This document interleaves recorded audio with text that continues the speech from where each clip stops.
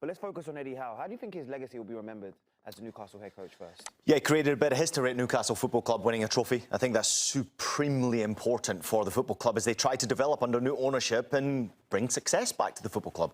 Getting into European football, getting into the Champions League. I mean, Eddie's done that consecutively. That's important for the football club as they look to develop and also attract the better players to be able to be more competitive. So, listen, he's done an excellent job. I think I'm surprised to see him make this decision at this time.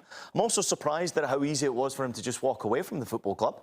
But at the same time, his legacy will remain. He was successful at the football club, but I don't know about you, JD. I'm all signings. You know, in the end of the day, basically taking players away from what he was trying to build at the... From the previous role he had at Bournemouth, but you think about the departures he's had to deal with over the last couple of years.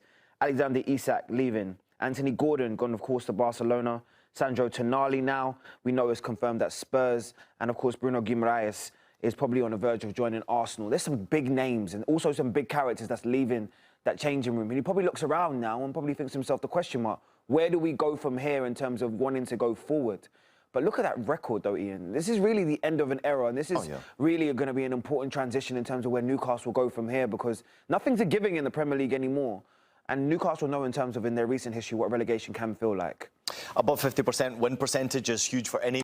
The fact that many big players were departing the football club. He also had to deal with a couple of big issues as well. Sandro Tonali going through the suspension period when you'd spent that type of money and you couldn't quite get that player, that piece of the puzzle.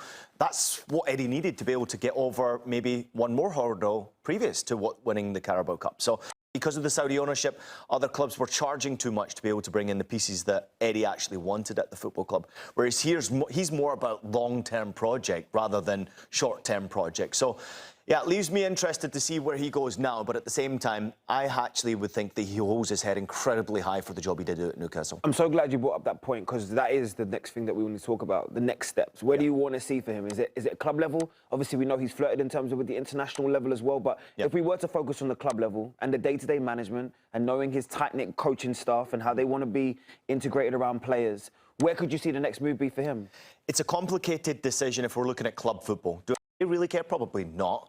But the English FA, I would imagine, would ownership, but it was a long-term project and he knew that he would have time. 5 years at any football club nowadays is almost remarkable, JD. It's almost impossible to be able to imagine staying at a club 2 years now, let alone 5 years. So, long-term project, and he knew that he would have time.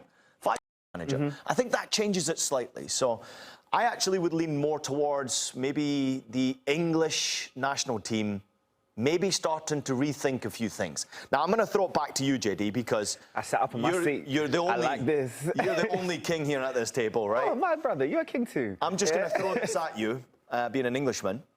The English FA, I'm just wondering if they're changing their mindset, knowing that Eddie Howe's now available. Are you starting to think that maybe it's time for Tommy Tickle to disappear?